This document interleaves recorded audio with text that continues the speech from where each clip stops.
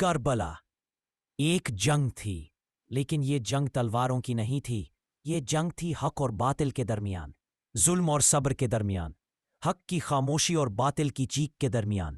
حضرت حسین، کیا انہوں نے جنگ چنی تھی؟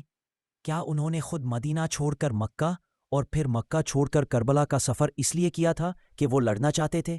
نہیں، انہوں نے تو ہر قدم صبر کے ساتھ اٹھایا۔ ان کا مقصد لڑائی نہیں تھا، ان کا مقصد تھا انکار ایک ایسے حکمران کا جو اسلام کے نام پر ظلم کر رہا تھا، جو اپنے آپ کو خلیفہ کہتا تھا لیکن قرآن اور سنت سے کٹا ہوا تھا۔ یزید۔ حضرت حسین رضی اللہ عنہ حکم دیا گیا، یزید کی بیعت کرو، لیکن وہ کہنے لگے یہ شخص اسلام کو تباہ کرے گا، میں ایسا کبھی نہیں کر سکتا۔ انہوں نے بیعت سے انکار کیا اور پھر اپنے گھر سے ہجرت کی۔ مکہ آئے تو لوگوں نے درخواست کی، ہمیں ظلم سے بچا لیجئے، آپ چل کر ہمیں ہدایت دے۔ حضرت حسین نے جواب دیا، میں فتنہ نہیں پھیلانا چاہتا، لیکن اگر لوگ ظلم کے خلاف آواز نہ اٹھائیں تو پھر حق کا نام کون لے گا؟ وہ نکلے نفرت کے ساتھ نہیں، بلکہ ایک پیغام کے ساتھ، حق کو زندہ رکھنے کا پیغام۔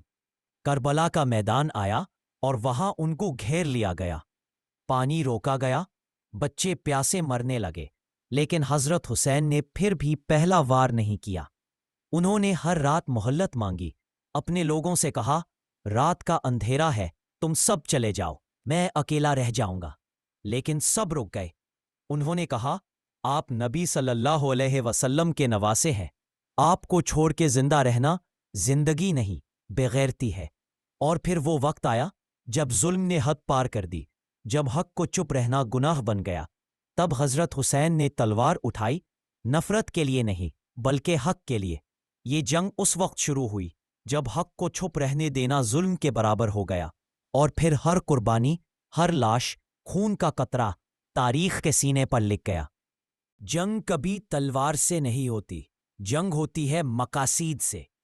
لیکن کربلا پر سب سے ہلا دینے والا پہلو ابھی باقی ہے۔ حضرت حسین اکیلے نہیں تھے، ان کے ساتھ کون تھے؟ ان کے اپنے، نبی صلی اللہ علیہ وسلم کے اپنے، اور وہ سب جو حق کے لیے سب کچھ قربان کر گئے۔ اگلے پارٹ میں کربلا میں حضرت حسین کے ساتھ کون کون تھا،